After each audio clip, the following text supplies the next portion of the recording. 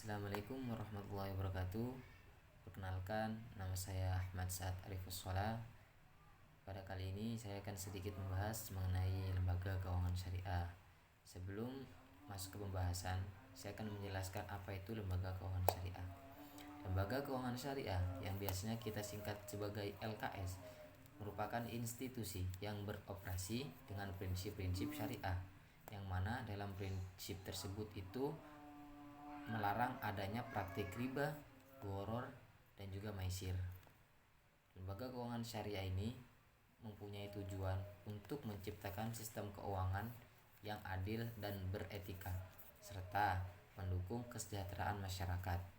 Sebagaimana yang sudah dijelaskan di dalam Quran Surat Al-Baqarah ayat 275 sebagai berikut. Bismillahirrahmanirrahim. Wa ahallallahu al-bai'a wa harrama riba, yang mempunyai arti Allah itu telah menghalalkan jual beli dan juga mengharamkan riba. Dalam lembaga keuangan syariah ada beberapa akad yang seringkali digunakan di dalamnya.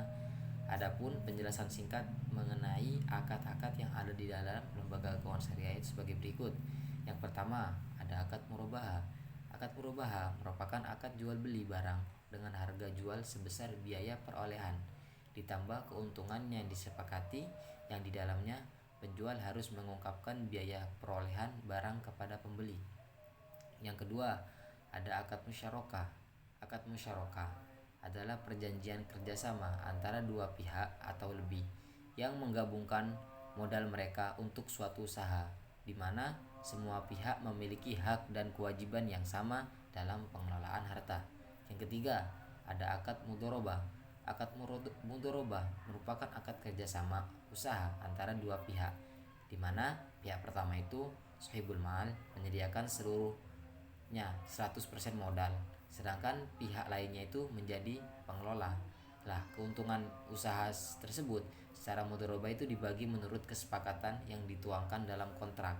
Sedangkan apabila rugi itu ditanggung oleh pemilik modal selama kerugian itu bukan akibat kelalaian si pengelola. Seandainya kerugian itu diakibatkan karena kecurangan atau kelalaian si pengelola, maka si pengelola itu harus bertanggung jawab penuh atas kerugian tersebut. Yang keempat, ada akad ijarah muntahiyah bitamlik, yang mana akad tersebut merupakan suatu bentuk akad sewa menyewa yang diakhiri dengan pemindahan kepemilikan objek sewa dari pemberi sewa kepada sang penyewa. Nah, yang kelima, ada akad wakalah bil ujroh. Akad wakalah bil ujroh yaitu suatu bentuk perjanjian dalam hukum ekonomi syariah, di mana satu pihak memberikan kuasa kepada pihak lain untuk melakukan suatu tindakan atau pekerjaan tertentu dengan imbalan berupa ujroh atau biaya jasa. Nah, lembaga keuangan syariah di Indonesia ini terdiri dari beberapa jenis, masing-masing juga memiliki fungsi dan juga karakteristik yang berbeda sesuai dengan prinsip syariah. Nah, ini akan saya bahas, saya akan jelaskan singkat mengenai apa itu bank syariah, apa itu bank pembiayaan rakyat syariah atau yang biasa disingkat BPRS, atau apa itu Baitul Mal wa Tamwil, dan juga apa itu lembaga amil zakat serta badan amil zakat. Nah, bank syariah itu adalah lembaga keuangan yang menjalankan kegiatan usahanya berdasarkan prinsip syariah. Prinsip ini pastinya melarang praktik riba, maisir, gharar, dan juga transaksi yang bertentangan dengan hukum Islam. Nah, bank syariah itu juga berfungsi sebagai perantara keuangan. Perantara keuangan menghimpun dana masyarakat melalui tabungan atau deposito, serta menyalurkannya dalam bentuk pembiayaan berbasis bagi hasil seperti mudharabah dan musyarakah. Selain fungsi komersial, bank syariah itu juga memiliki fungsi sosial melalui pengelolaan dana zakat, infak, sedekah, dan juga wakaf. Selanjutnya, pembahasan mengenai bank pengkreditan rakyat syariah, biasa kita singkat dengan BPRS, yaitu bank yang menjalankan kegiatan usaha berdasarkan prinsip syariah tanpa menghalalkan riba atau suku bunga. Bank pengkreditan rakyat syariah tidak memberikan jasa dalam lalu lintas pembayaran seperti transfer antar bank, dan fokus pada layanan simpanan serta pembiayaan untuk mendukung perekonomian masyarakat lokal. Adapun dalil tentang BPRS terdapat pada Quran surat Al Imran sebagai berikut. Bismillahirrahmanirrahim. Ya ayyuhalladzina amanu la ta'kulur riba ad'afam mudha'afa wattaqullaha la'allakum tuflihun, yang artinya, wahai orang-orang yang beriman, janganlah kamu memakan riba dengan berlipat ganda, dan bertakwalah kepada Allah agar kamu beruntung. Selanjutnya, asuransi syariah. Apa sih asuransi syariah itu? Nah, asuransi syariah itu atau dikenal juga sebagai takaful, merupakan usaha saling melindungi dan tolong menolong di antara sejumlah orang melalui pengumpulan dana tabarruk yang digunakan untuk menghadapi resiko tertentu. Lah, dalam asuransi ini peserta itu membayar kontribusi untuk mendapatkan perlindungan finansial terhadap resiko yang mungkin terjadi seperti kematian, kecelakaan atau kerugian harta. Adapun dalil tentang asuransi syariah terdapat pada Quran surat Al-Maidah ayat 2 sebagai berikut. Bismillahirrahmanirrahim. Ya ayyuhalladzina amanu la tuhillu sya'airallahi wala syahrul haram walal hajja walal qalaid al-ayah. Selanjutnya, pembahasan mengenai Baitul Mal wa Tamlik. Apa itu sih BMT? Baitul Mal wa Tamlik merupakan lembaga keuangan yang berfungsi sebagai tempat menghimpun dana dari anggota dan menyalurkannya kembali dalam bentuk pembiayaan. Lah, Baitul Mal wa Tamwil BMT ini mengutamakan prinsip gotong royong dan saling membantu di antara anggotanya serta beroperasi tanpa menggunakan bunga. Selanjutnya, apa itu lembaga amil zakat dan juga badan amil zakat? Sebelum membahas mengenai lembaga amil zakat dan juga badan amil zakat, pastinya berkaitan dengan zakat. Zakat sendiri merupakan sebagian harta yang telah diwajibkan oleh Allah Subhanahu wa taala untuk diberikan kepada orang yang berhak menerimanya, sebagaimana yang telah dijelaskan pada Quran surat At-Taubah ayat 103 sebagai berikut. Bismillahirrahmanirrahim.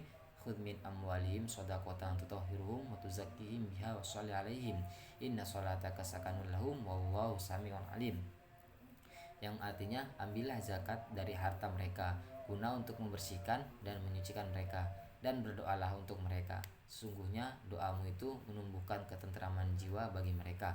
Allah Maha mendengar lagi Maha mengetahui. Quran surat At-Taubah ayat 103. Lembaga amil zakat. Lembaga amil zakat dan juga badan amil zakat merupakan dua jenis lembaga yang berfungsi dalam pengelolaan zakat di Indonesia, namun memiliki perbedaan dalam hal pembentukan dan operasionalnya. Lah, berikut ini penjelasan mengenai keduanya.